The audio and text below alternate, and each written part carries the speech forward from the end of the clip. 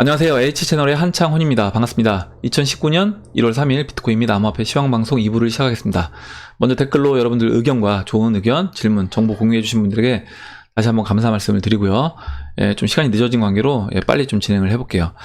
일단 오늘 코스피 차트를 제가 보여드리려고 하는데, 코스피가 오늘 2000포인트를 깼어요. 깨고 내려와서 제가 이제 계속 말씀드렸습니다. 코스피 시장에 대해서 뭐 한두 달 전부터 이제 계속 말씀을 드렸는데, 코스피, 그러니까 주식 시장에 있는 돈은 일정 부분 정리를 해야 되고, 정리가 된 상황에서, 올라올 때마다 계속 매도를 해야 된다. 일정 부분 손해를 봤다라고 하더라도 정리를 해주는 방향으로 진행을 해야 된다라고 말씀을 드렸습니다. 이제 그 이유가 이미 8월달부터 9월달, 8, 9월달, 이 2300포인트가 깨지면서 추세가 확실하게 전 꺾였다고 보는 거예요. 그렇기 때문에 이미 이때부터 어떻게 보면 하락이 시작됐다라고 보고 있고, 지금 저희 코스피 위치는 제가 이거 지금 주봉이고 로그가 적용된 차트인데, 이렇게 채널을 보시면 지금 채널 하단부 바닥, 이제 1997년도 IMF 때 채널 바닥을 찍었고요. 그 다음에 서프라임 때 채널 이제 중반에서 반등이 나왔습니다. 현재 이제 채널 중반이 1670이고요. 채널 바닥은 거의 1000포인트 정도 돼요.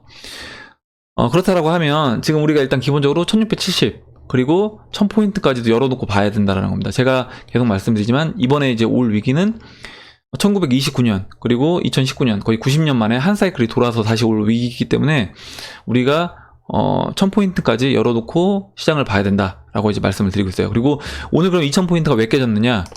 그 부분은 뭐냐면, 제가 이제 오전에 이제 N1 차트 말씀드렸잖아요. 질문을 해주셔서. 그리고 오늘 이제 엔화 급등에 대한 뉴스들이 몇 개 있었는데, 엔화가 오늘 이제 급등을 했습니다. 엔화가 급등을 했는데, 원화시장에서.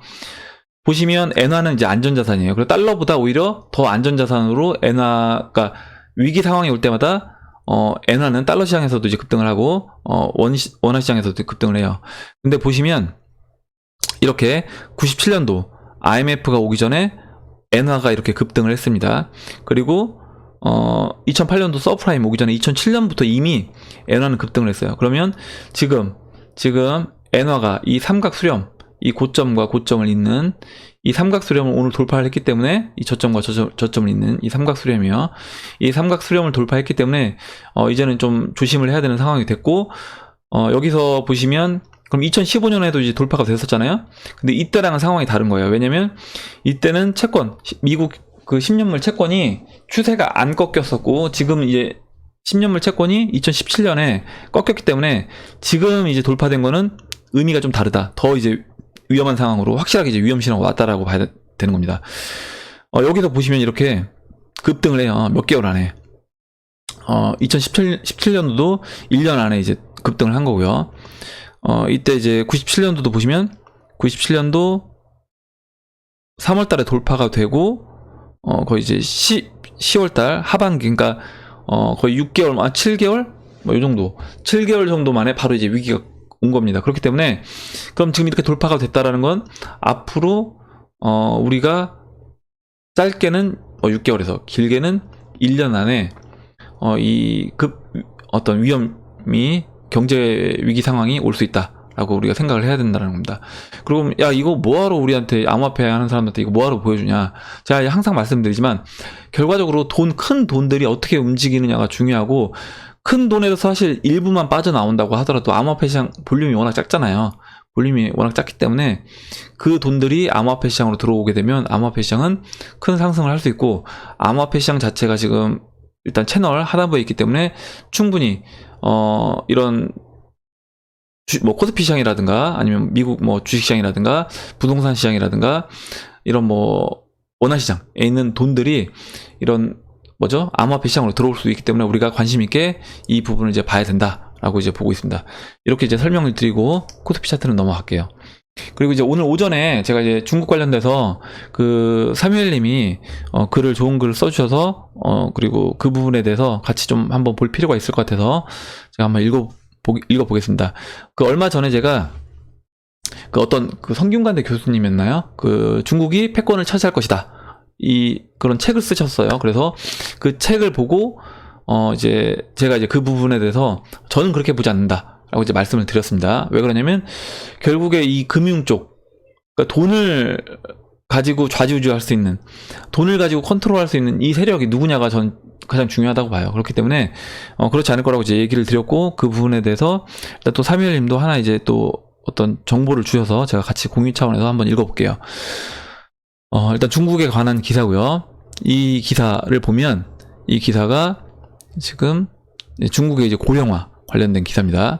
그래서 잠시만요. 예, 이 기사네요. 중국이 이제 인구는 많은데 저출산, 그러니까 중국이 지금 하나만 낳아서 잘 키우자 이렇게 된 겁니다. 그래서 오히려 이제 중국이 저출산으로 고민하고 오히려 이제 두 명을 안 낳으면 과세하겠다. 두 명을 안 낳으면 과세하겠다. 이렇게 얘기를 하고, 그래서 지금 중국도 미세먼지로 우리나라도 지금 불임이 많잖아요. 중국도 지금 남성의 어떤 정자질까지 우리가 이제 걱정을 해야 되는데, 중국 남성들의 정자질이 하락하면서 비상이 걸렸대요. 그래서 중국이 지금 이렇게 정자질이 굉장히 안 좋아지고, 실제 인구가 이제 저출산으로 이제 골머리를 앓고 있다. 그리고 이제 보면 중국은 고령화가 되고 있고, 그 고령화로 인해서 실제 이제 2050년이 됐을 때는 중국의 고령화 인구가 어느 정도냐면, 제가 자료를 하나 보여드리면, 지금 인구 중 60세 이상 비중이 보시면 2050년이 됐을 때 28%를 차지하는 거예요. 28%. 그리고 2030년을 기점으로 중국 노인 비중이 미국 노인 비중보다 더 추월합니다. 더 추월해요. 그래서 어떻게 보면 만약에 중국이 진짜 미국을 저는 압도하려고 하면, 일단 뭐 금융 쪽에서도 밀리고 있고 뭐 국방 쪽에서도 밀리고 있고, 근데 물론 그 교수님 같은 경우는 4차 산업 쪽에서 중국이 이제 치고 나가고 있기 때문에 중국이 압도할 수 있다라고 했는데, 중국이 패권을 차지할 것이라고 했는데, 결과적으로 뭐냐면 사람이 중요한 겁니다. 사람이 어떤 사람들이 그 나라에 이제 있느냐. 근데 중국 같은 경우는 오히려 이제 미국보다 더 고령화가 심각하다는 거예요. 그리고 아까 이제 보셨던 것처럼 중국 남성들의 정자질이 안 좋아지면서 어떻게 보면 저출산을 겪고, 여성 1인당 출산율도 지금 이렇게 급격히 떨어지고 있습니다. 급격히 떨어져서 지금 이제 1.69까지 떨어진 거예요. 지금 더 떨어졌겠죠. 앞으로 그래서 오히려 이제 중국은 그런 실제 어떤 생산할 수 있고 뭔가 기술 개발을 하고 이런 인구들이 오히려 감소하고, 노인 인구가 많아지면서 결국에 어떤 생산할 수 있는 그 생산하는 인구 자체가 미국이 오히려 중국을 뛰어넘는다라고 저는 보고 있습니다. 그래서 지금 사무엘님이 이제 얘기해 주신 그 내용을 보면, 이런 인구적인 부분에서 생산 능력이 있는 인구 부분에서도 중국이 미국을 압도하기는 쉽지 않다. 그 부분을 이제 얘기를 해주신 거예요. 그리고 또 한 가지 뭐냐면 홍콩의 대탈출 기사입니다. 그래서 중국은 CCTV, SNS 감시, 마윈 축출 등 빅데이터 인공지능을 이용해서 뭐 조지 오웰의 동물농장 실현을 곧 앞두고 있습니다. 홍콩의 대탈출과 향후 홍콩 경제 위험, 권력자들이 불법 자금을 홍콩 달러로 이제 세탁하려고 할 것임.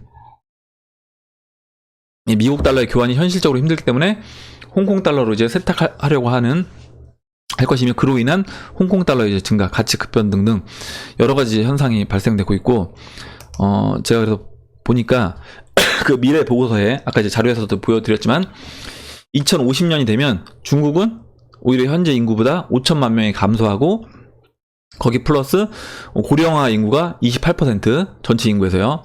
그리고 미국은 근데 오히려 1억 명이 늘어나요. 1억 명이 늘어나고 고령화 인구는 중국보다 이제 더 적게 된다는 거죠. 그래서 오히려 이제 그 인구적인 부분에서도 미국이 중국보다는 유리하다. 거기에 플러스 이제 이런 지금 시진핑이 권력에 대한 욕심 때문에 독재 거의로 가면서 이제 중국을 망치고 있다.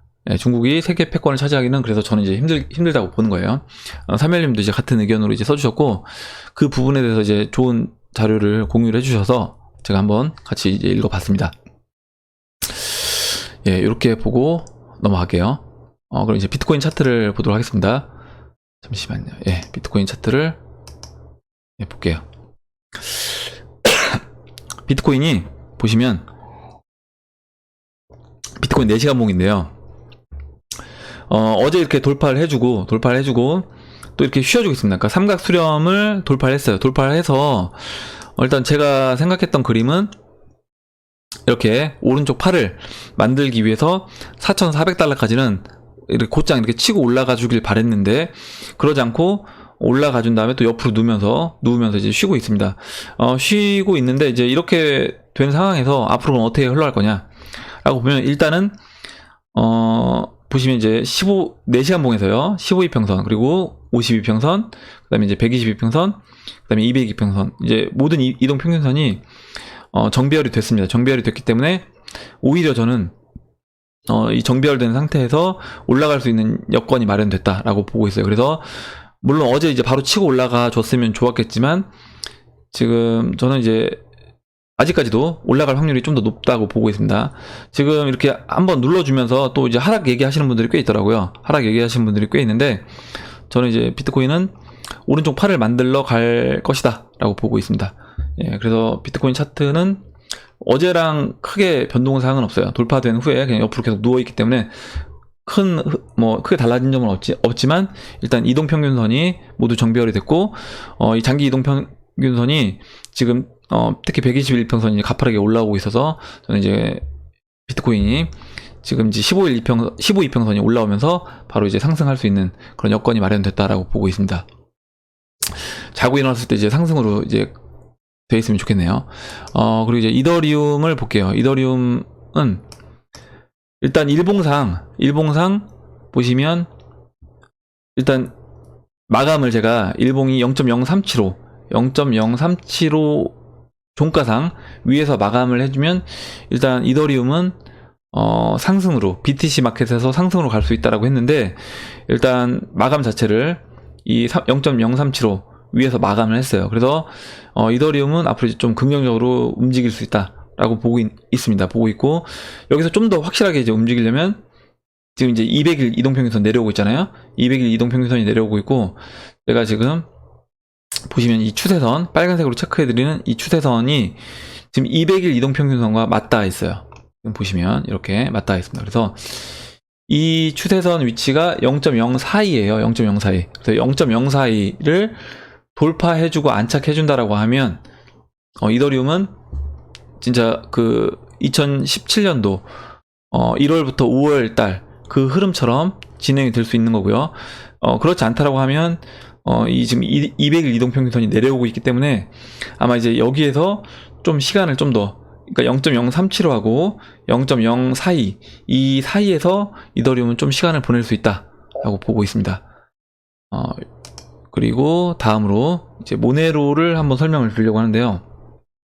어제 이제 어떤 분이 굿쿠크 우짜님이 이제 모네로 많이 상승됐을 때 이제 고점을 어느 정도 그 저항 라인을 이제 보면 되는지 여쭤보셔서 제가 그 부분을 이제 말씀을 드리려고 모네로를 지금 차트를 켰습니다. 보시면 제가 이제 모네로 패턴이 이때 2018년도 8월달하고 이제 비슷하다고 했어요. 이렇게 하락 추세를 돌파하고 눌러준 후에 상승을 했습니다. 근데 이때 보시면 이제 일봉에서 120일 이평선을 맞고 이렇게 흘러내렸어요. 흘러내렸습니다. 그리고 지금 보시면 이때 이제 120일 이평선 돌파했는데 또 200일 이평선 200일 이평선 닿진 않았지만 또 여기서 이제 맞고 떨어졌습니다. 떨어져서 이렇게 또 하락 추세를 만들었죠. 하락 추세를 만들고 이번에 이제 하락 추세를 돌파하고 지금 눌러준 거예요. 눌러주고 저점을 높였습니다. 이때도 이제 저점을 높이고 반등이 나왔어요. 그래서 지금도 이제 저점을 높이고 눌러주고 이 15일 이동평균선 위에 안착했습니다. 그래서 이때 보시면 지금 위치는 이 15일 이동평균선 위에 안착한 이 모습이에요. 그래서 이제 모네로는 흐름이 나쁘지 않다. 그렇다고 하면 어떻게 된다? 여기서 이제 반등을 예상해 볼 수 있는 거예요. 이와 같이 그 8월달처럼 저는 이제 모네로는 반등을 예상을 해볼 수 있다. 반등하게 되면 일단은 120일 이평선인 0.015, 0.015 0.015 정도 되면 만약에 단기 어떤 매매를 노리고 들어오신 물량이라고 하시면 그 쿡 우짜님 이제 저항을 한번 알려달라고 얘기하셔서 일단 0.015가 일단 저항으로 보시면 될 것 같고 그 다음 저항은 지난 이제 9월달 이제 고점으로 작용됐던 0.018, 0.019 라인이 그 다음 저항이 되겠습니다. 그래서 일단은 0.0155, 0.0155, 예, 0.0155에서 한번 저항으로 보시고, 물량이 있다라고 하면 일정 부분 매도할 수 있는 그런 위치가 될 것 같습니다. 예, 이렇게 모네로 설명드리고, 마지막으로 리플을 설명을 드릴게요. 일단 리플이 지금 이 삼각 수렴하는 라인을 일단 깨고 내려왔는데, 지난 이제 고점이었던 사토시 가격으로 이제 9,300, 이 9,300 라인은 일단 종가상 계속 지켜주고 있어요. 9,300 라인은 지켜주고 있고, 그 다음에 이제 제가 리플 같은 경우는 이 초록색 50일 이동평균선을 깨지 않고 여기서 반등 나오는 게 중요하다라고 얘기했는데, 아직까지는 이제 그 50일 이동평균선을 훼손하거나 터치한 적도 아직 없기 때문에, 그 리플 혹시 들고 계신 분들 막 지지부진한 모습 보이잖아요. 며칠째 또 이렇게 옆으로 횡보하면서 지지부진한 모습. 원화 차트에서도 보시면 이제 400원에서 420원 사이에서 계속 횡보하니까 좀 답답하실 수 있는데, 저는 이제 나쁘게 보지 않습니다. 리플 나쁘게 보지 않고, 지금 이제 충분히 이제 올라갈 수 있는 그런 위치에 있다. 그리고 그 이동평균선도 완전 정배열되어 있는 그런 상황이기 때문에, 좀만 더 이제 기다리시면 저는 리플도 곧 좋은 흐름을 보일 거라고 보고 있습니다. 차트 여기까지 설명을 드리고, 마지막으로 이제 주식시장 관련된 뉴스를 하나 보여드릴게요. 지금 이제 오늘 나온 기사인데, 애플의 실토해서 지금 나스닥 그 선물이 많이 빠지고 있어요. 빠지고 있는데, 애플이 이제 분기 매출이 8.2% 하향됐다라고 얘기가 나왔습니다. 그래서 한번 읽어볼게요. 보시면 애플의 1분기 매출 가이던스가 기존에 이제 915억 달러에서 840억 달러로 75억 달러가 줄어서 이제 8.2%를 낮췄다는 겁니다. 8.2%를 낮췄는데, 이제 이게 1년치로 합하면 250억 달러고, 이게 왜 이러냐? 결국 이제 중국 때문에 그런 거예요. 중국. 보시면, 잠시만요.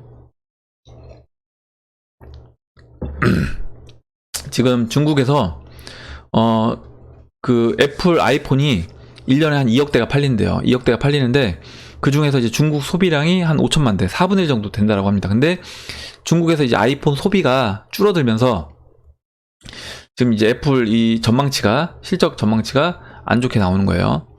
보시면 이 기사를 이제 보여드리면, 한겨레 이제 기사인데, 지금 이제 중국 경제 성장률 둔화에 이제 미중 무역 전쟁 여파도 있고, 또 이제 중국 브랜드들이 약진하면서 아이폰이 이제 매출이 확 줄었다, 중국에서. 중국이 아이폰 안 사자 애플이 휘청, 차이나 쇼크 현실로, 이렇게 이제 기사가 나왔고, 아까 이제 그 부분을 말씀드렸습니다. 그래서 시총 62조 원이 지금 증발됐다. 지금 주식시장이 결과적으로 이런 미중 무역 전쟁으로 인해서 어떻게 보면 서로 지금 물고 물리는 관계가 된 거예요. 물고 물리는 관계가 된 거고, 관세를 매기면서 또 중국에서 아이폰이 안 팔리니까 미국 이제 이 애플 주가가 이제 빠지고, 애플 주가 빠지면서 애플은 이 관세로 인해서 결국에 지금 보시면 그 중국에 있는 공장, 폭스콘 공장을 지금 이제 인도로 이제 이전한다라고 합니다. 어떻게 보면 그 트럼프가 90일 그 관세를 연기했잖아요. 그 연기한 것도 결과적으로 공장 이전하면서, 어차피 공장 이전하면서 그 사이에 관세 물리고 하느니, 야 이거 시간 벌자. 시간 버는 차원에서 어떻게 보면 90일 연기한 거, 쇼일 수 있다는 거죠. 자신들한테 유리하게 하기 위해서 90일을 연기한 거다. 이거 12월 28일자 기사인데요. 애플 아이폰 조립 공장 이전 소식에 떨고 있는 중국, 이렇게 나왔습니다. 그래서 지금 조립 공장을 인도 등 다른 나라로 이전하면서 중국에서 대량 실업 사태로 이어질 가능성이 커지고 있다. 결국에 중국이 관세로 인해서, 그리고 또 중국 국민들이, 야 우리 미국 거 사지 말고, 미국 아이폰 사지 말고 우리나라 제품도 좋으니까 중국 제품 사자, 이렇게 하면서 이제 애플 실적이 안 좋아졌죠. 애플 실적이 안 좋아지면서 또 거기 이제 관세로 인해서 애플은, 야 그러면 차라리 이제 중국에서 생산 라인 인도로 옮기자, 인도라든가 베트남이라든가 이런 다른 나라로 이제 옮기고 있는 겁니다. 옮기고 있으니까 어떻게 돼요? 결국 이제 중국이 또 이제 실업률을 걱정해야 되는 거예요. 중국이 보시면 아이폰 조립 작업은 인도 남부 타밀 나다주의 폭스콘 공장으로 이제 이루어질 예정이다 라고 했습니다. 그래서 폭스콘이 이제 250억 루피, 거의 4천억 정도 되는 돈을 투자해서 공장을 확장할 계획이라고 밝혔습니다. 그러면서 그는 폭스콘의 투자로 이 지역의 일자리가 2만 5천 개가 이제 만들어진다 라고 얘기를 했고, 이런 것들로 인해서 이미 지금 주식시장이 이제 움직이기 시작했다라고 보셔야 되는 겁니다. 지금 오늘 이제 코스피 차트를 제가 보여드렸어요. 코스피 차트 보여드리고, 지금 중국 시장도 그렇고, 지금 미국 다우지수도 그렇고요. 결국 지금 주식시장들이 연쇄적인 반응을 저는 일으키고 있다라고 보고 있습니다. 그리고 오늘 거기에 원화 시장에서 안전자산으로 확실한 움직임이 이제 나왔기 때문에 앞으로 우리는 암호화폐 시장이, 저는 어떤 느낌이냐면 요즘에 이 시장이 제가 생각했던 것보다 제가 지난번에 말씀드렸잖아요. 앞으로 이제 우리가 한 2, 3년 정도 좀 길게 보고 가야 되겠다라고 말씀을 드렸었는데, 이게 이제 생각했던 것보다 좀 더 빨리 진행될 수도 있겠다. 그리고 이 빨리 진행될 수도 있겠다고 느끼는 건 뭐냐면, 오히려 그 세력들이 뭔가 좀 급박하다는 느낌을 받고 있는 거예요. 세력들이 이 스케줄이 타이트하게 돌아가고 있는 그 느낌을 받고 있습니다. 왜냐면 지금 경제적인 이슈라든가 그리고 암호화폐 이제 이벤트들 있잖아요. 이런 것들이 지금 1분기에 굉장히 밀집돼 있어요. 밀집돼 있는 이유가 결국에 지금 벌써 이미 신호로, 이런 아까 이제 그 N1 차트에서 그 엔화가 이제 급등한, 안전자산으로 돈이 확실하게 움직인 이 신호로, 저는 어떻게 보면 그러니까 오늘 그게 이제 어떤 시발점이 이제 됐다라고 보고 있습니다. 오늘 뭔가 큰 변화의 어떤 시작 움직임이 보여졌다. 그리고 어떻게 보면 주식시장 2000포인트 깨고 내려온 것도 그 하나의 이제 시작이 될 수도 있는 거고요. 그래서 암호화폐 시장이 저는 생각보다, 우리가 이제 마음은 어찌됐든 길게 2년에서 3년 정도 앞으로 시간을 두고 이제 보자라고 했지만, 그것보다도 좀 더 빠른 시간 안에 이 암호화폐 시장 쪽으로 돈이 들어올 수 있는 여건이 점점 이렇게 마련되고 있는 것으로 이제 보고 있습니다. 오늘 좀 늦어진 관계로 좀 짧게 제가 하고 이제 마무리 할게요. 오늘 제가 이제 얘기한 내용들 중에 여러분들 혹시 질문이라든가 의견, 그리고 정보 공유해 주실 부분 있으면 공유를 해 주시고요. 댓글 남겨주신 분들에게 다시 한번 감사 말씀을 드리겠습니다. 예, 그럼 이상으로 2019년도 1월 3일 비트코인 및 암호화폐 시황방송 2부를 마치도록 하겠습니다. 여러분 도움이 되셨다면 좋아요와 구독 버튼, 그리고 알림종 버튼을 눌러주세요. 감사합니다.